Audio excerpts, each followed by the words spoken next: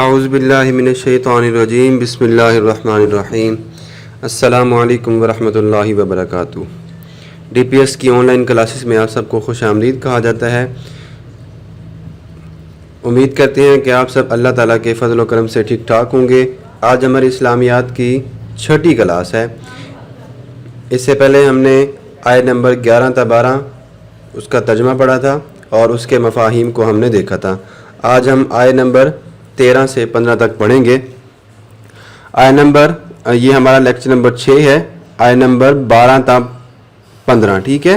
یہاں پہ 5 لکھا ہوا ہے، یہ غلطی سے ہو گیا، لیکن یہ لیکچر نمبر 6 ہے، ٹھیک ہو گیا بچوں؟ یاد رکھیے گا اس بات کو، یہ لیکچر نمبر 6 ہے، آیت نمبر 12 تا 15۔ آج ہم اس کا ترجمہ اور مفہوم سمجھیں گے اور پڑھیں گے۔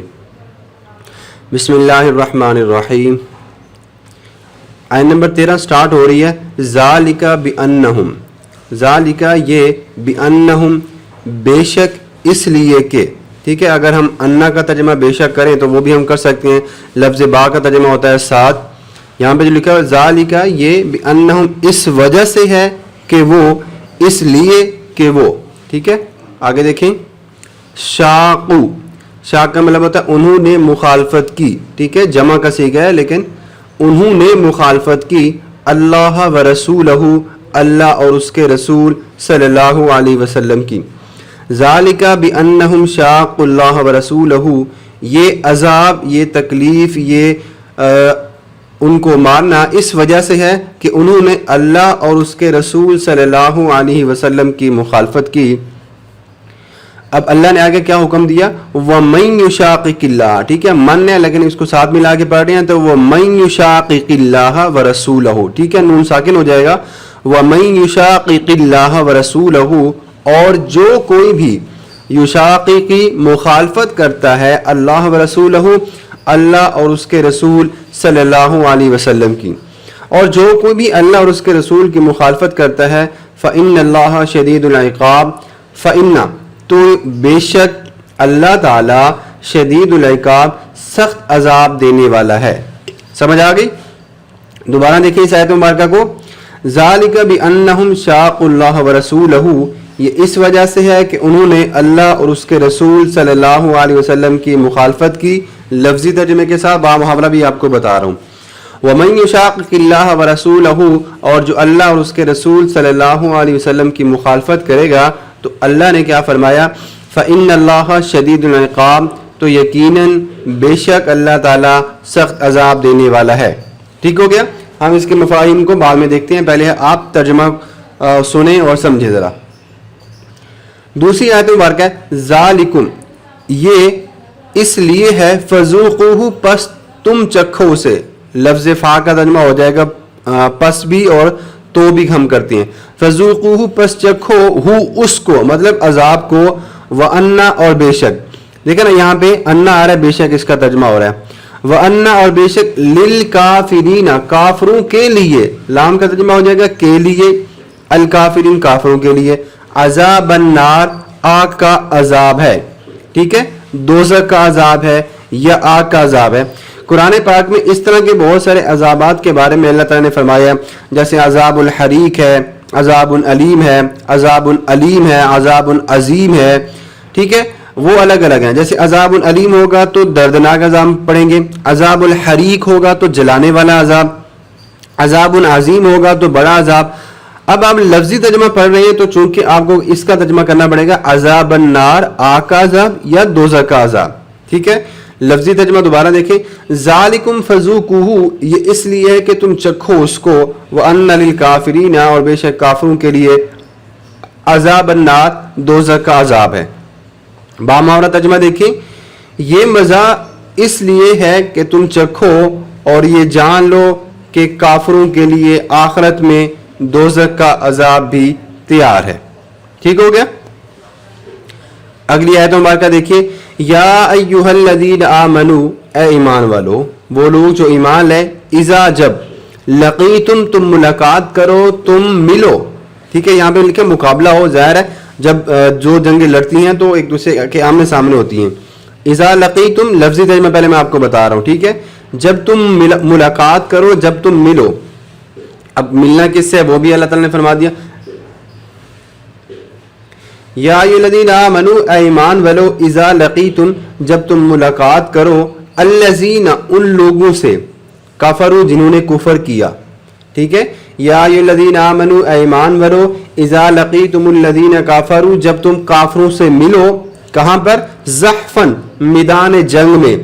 فلا تولوہم الادبار, فلا پس نہیں, فا کا ترجمہ ہو جائے گا پس, لفظ لام کا ترجمہ ہو جائے گا نہیں, پس نہیں, تولو تم منہ پھیرو. ٹھیک ہے, تم پھیرو, ہم ان سے, الادبار دبر کی جمع ہے, پیٹھ کو کہتے ہیں. ٹھیک ہے, الادبار پیٹھ, تو تم پیٹھے نہ پھیرو, تو تم پیٹھ نہ پھیرو. ٹھیک ہو گیا. دوبارہ دیکھیے اس آیت مبارکہ کو.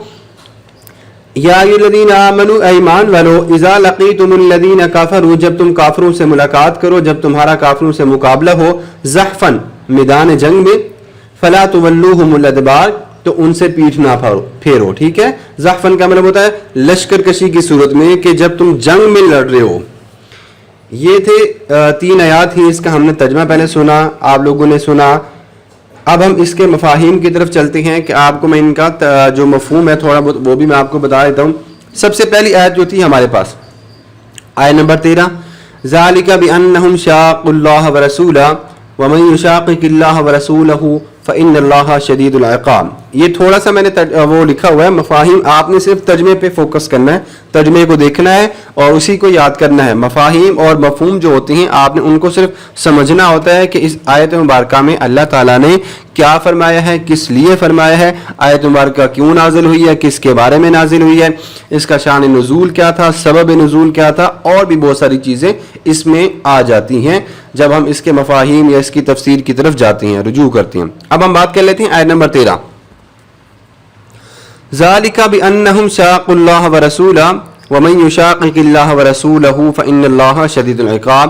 اس آیت مبارکہ میں یہ بیان کیا جا رہا ہے کہ اللہ اور اس کے رسول صلی اللہ علیہ وسلم کی مخالفت کرنا ایک سنگین جرم ہے, ایک بہت بڑا جرم ہے کہ جو اللہ اور اس کے رسول صلی اللہ علیہ وسلم کے احکامات کو نہیں مانتا, نہیں سنتا, ان کی خلاف ورزی کرتا ہے, جو فطرت اور اس کے تقاضوں کے بھی خلاف ہے.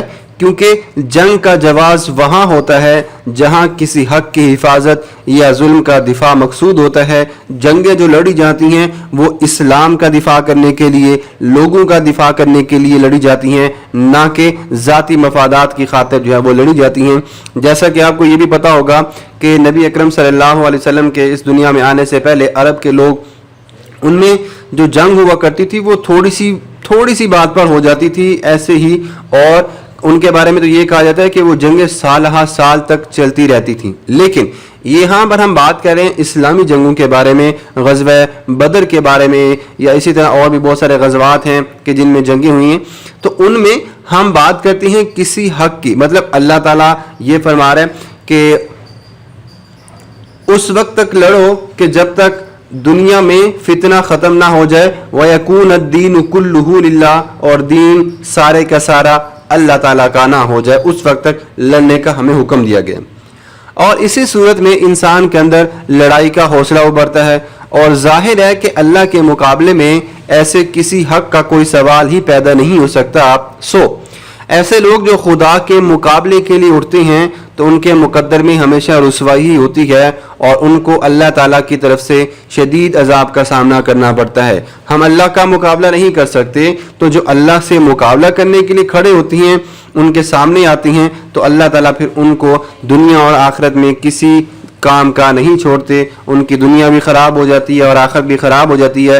اس لیے بچوں, سب سے پہلی بات تو یہ آپ سمجھ لیں کہ ہمیں ہر کام میں اللہ اور اس کے رسول صلی اللہ علیہ وسلم کی اطاعت اور پیروی ہی کرنی ہے, اور ان کی کسی بھی بات کی مخالفت نہیں کرنی, چاہے وہ ہماری پسند کی ہو. ہمیں اس پر ہر حال میں عمل کرنا ہے, یا ہماری پسند کی نہ ہو پھر بھی ہم نے عمل کرنا ہے. اس لیے کہ اللہ اور اس کے رسول صلی اللہ علیہ وسلم ہمارے لیے زیادہ بہتر جانتے ہیں کہ ہمارے لیے کیا بہتر ہے اور کیا نہیں. بلکہ حدیث قدسی بھی ہے, آپ نے اکثر سنی ہوگی, اے ابن آدم, ایک تیری چاہت ہے اور ایک میری چاہت ہے, ہوگا وہی جو میری چاہت ہے. اگر تو نے سپرد کر دیا اس کو جو میری چاہت ہے تو تجھے وہ بھی مل جائے گا جو تیری چاہت ہے, لیکن اگر تو نے سپرد کر دیا اپنی چاہت کو اس کے میرے مخالف چاہت کے, تو تجھے وہ بھی نہیں ملے گا جو تیری چاہت ہے۔ مطلب اس بات کا یہ ہے کہ اللہ تعالیٰ فرما رہے ہیں کہ اگر آپ اپنے آپ کو میرے تابع کر دیں، میرے رسول کے تابع کر دیں، تو دنیا میں بھی آپ کے لیے بہتری ہوگی اور آخرت میں بھی آپ کے لیے بہتری ہوگی۔ دوسری آیت مبارکہ کو ہم دیکھتے ہیں، آیت نمبر 14۔ اللہ نے فرمایا، آپ دیکھیں جو اللہ اور اس کے رسول صلی اللہ علیہ وسلم کی مخالفت کرتا ہے ان کو ایسے نہیں چھوڑا جائے گا، بلکہ اب یہاں پر دیکھیں اللہ تعالیٰ نے قرآن مجید میں یہاں پر نہیں بلکہ ہزاروں جگہ پہ اللہ تعالیٰ نے قرآن مجید میں یہی فرمایا ہے کہ جو اللہ اور اس کے رسول صلی اللہ علیہ وسلم کی مخالفت کرے گا، ان کی بات کو نہیں مانے گا۔ سورۃ الاحزاب میں بھی اللہ نے یہ فرمایا ہے کہ جب اللہ اور اس کے رسول صلی اللہ علیہ وسلم کا حکم آ جاتا ہے تو پھر کسی بھی انسان کو یہ اختیار نہیں ہوتا کہ وہ اس میں اپنا فیصلہ دے۔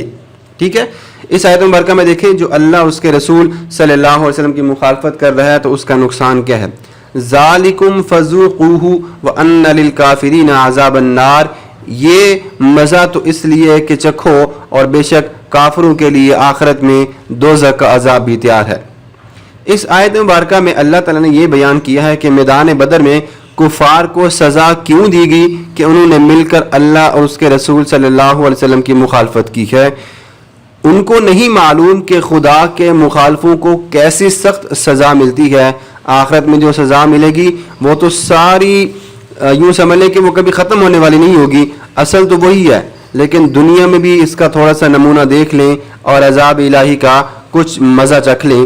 روایات میں آتا ہے کہ بدر میں ملائکہ کو لوگ آنکھوں سے دیکھتے تھے اور ان کے مارے ہوئے کفار کو مسلمانوں کے قتل کیے ہوئے کفار سے الگ شناخت کرتے تھے۔ یہاں پر یہ سزا صرف نمونہ ہے، اصل سزا تو ان لوگوں کو آخرت میں ملے گی۔ اس لیے ہمیں ہر حال میں اللہ تعالیٰ اور اس کے رسول صلی اللہ علیہ وسلم کی ہر بات کو ماننا ضروری ہے، ماننا چاہیے، ان کی اطاعت کرنی چاہیے۔ ٹھیک ہو گیا بچوں؟ اب ہم اگلی آیت مبارکہ کو دیکھ لیتے ہیں۔ یا ایھا الذین آمنوا، اے ایمان والو، اذا لقیتم الذین کفروا، جب تمہارا کفار سے مقابلہ ہو، جب تم کافروں سے ملو، زحفا میدان جنگ میں، فلا تولوہم الادبار، تو ان سے پیچھ نہ پھیرنا۔ اب میدان جنگ میں جانے کا اصول اللہ تعالیٰ کے پیارے نبی اکرم صلی اللہ علیہ وسلم کو اللہ نے یہ فرما دیا ہے کہ جب بھی میدان جنگ میں تمہارا مقابلہ ہو، خاص طور پر کفار سے، تو مسلمانوں کو یہ بتا دو کہ وہ میدان جنگ سے پیٹھ پھیر کر نہیں بھاگ سکتے۔ ٹھیک ہے، اگر آپ میدان جنگ میں پیٹھ پھیر کر بھاگیں گے تو بزدلی کا آپ کو تصور کیا جائے گا۔ اسی طرح اگر آپ کو میدان جنگ میں بھاگنے کی نوبت آ بھی جاتی ہے تو اللہ تعالیٰ نے ان کی بھی وجوہات بتا دی ہیں کہ کون سی ایسی وجہ ہو جائے کہ آپ میدان جنگ سے بھاگ سکتے ہیں، لیکن یہاں پر یہ فرمایا جا رہا ہے کہ میدان جنگ میں بھاگنا نہیں چاہیے۔ اگر آپ لڑیں گے، شہید ہو گئے تو شہادت کا رتبہ آپ کو مل گیا، اگر آپ جنگ جیت کے تو غازی کا رتبہ آپ کو ملے گا۔ دونوں صورتوں میں ہی اللہ تعالیٰ نے آپ کو ہی فائدہ دینا ہے۔ اس آیت مبارکہ میں اللہ تعالیٰ کی طرف سے اہل ایمان کو یہ پیغام دیا جا رہا ہے کہ جب مسلمان لشکر اور کفار کا لشکر ایک دوسرے کے مد مقابل آ جائیں میدان جنگ میں تو میدان نہ چھوڑا جائے، کیونکہ جب کوئی سپاہی میدان چھوڑ کر پیچھے کی طرف بھاگتا ہے تو اس سے دشمن فوج کے حوصلے بلند ہو جاتے ہیں، اور جو ایک سپاہی ہوتا ہے جب وہ میدان چھوڑ کر بھاگ جاتا ہے تو اس کے دوسرے لوگ بھی بزدل ہو جاتے ہیں، کمزوری کا شکار ہو جاتے ہیں اور اپنی فوج کی حوصلہ شکنی ہوگی۔ یہ بھی ہو سکتا ہے کہ دشمن کے حملوں کی شدت میں اضافہ ہو جائے اور مسلمان ہمت ہار کر دیکھا دیکھی میں پیچھے بھاگنا شروع کر دیں۔ اس لیے اللہ تعالیٰ نے اس سورہ مبارکہ میں، اس آیت مبارکہ میں یہ فرما دیا کہ میدان جنگ میں اگر تم پیچھے بھاگ جاؤ گے تو نقصان کے سوا کچھ نہیں ملے گا تمہیں۔ اس لیے جب تمہارا کفار سے مقابلہ ہو جائے تو بھاگنے کی ضرورت نہیں ہے، بلکہ ڈٹ کر مقابلہ کرو۔ اللہ تعالیٰ اور اس کے رسول صلی اللہ علیہ وسلم کی مدد تمہارے ساتھ ہر وقت شامل حال رہتی ہے۔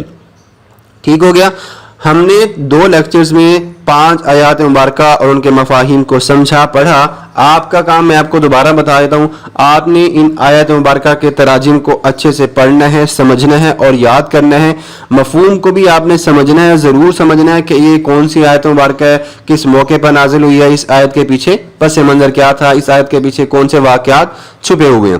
لہٰذا دوبارہ سن لیں، آپ نے ان 5 آیات کے تراجم کو اچھے سے یاد کرنے ہیں اور آپ اپنی نوٹ بک پہ بھی ساتھ ساتھ ترجمہ لکھتے جائیں تاکہ بعد میں جب آپ اسکول میں آئیں تو آپ کو کسی قسم کی پریشانی کا سامنا نہ کرنا پڑے کہ ہم نے تو پڑھا نہیں ہے یا ہم یہ لیکچر جو ہے وہ ہم سے اسکپ ہو گیا یا چھوڑا گیا ہم سے. ٹھیک ہو گیا بچوں, یہاں تک تھی آج کی ہماری کلاس. امید کرتے ہیں کہ آپ کو سمجھ آ گئی ہوگی, لیکن پھر بھی اگر کسی قسم کی مشکل کا کوئی سامنا آپ کو کرنا پڑ رہا ہے تو گھبرانے کی بالکل ضرورت نہیں ہے. آپ جب بھی لیکچر اپلوڈ کیے جاتے ہیں تو آپ کو باقاعدہ ایک ٹائم ٹیبل دیا جاتا ہے کہ آپ اس ٹائم ٹیبل میں سوال جواب کر سکتے ہیں, تو آپ اس میں سوال جواب بھی کر سکتے ہیں. اگلی ویڈیو کے آنے تک کے لیے اپنا بہت سارا خیال رکھیے گا. اللہ نگہبان.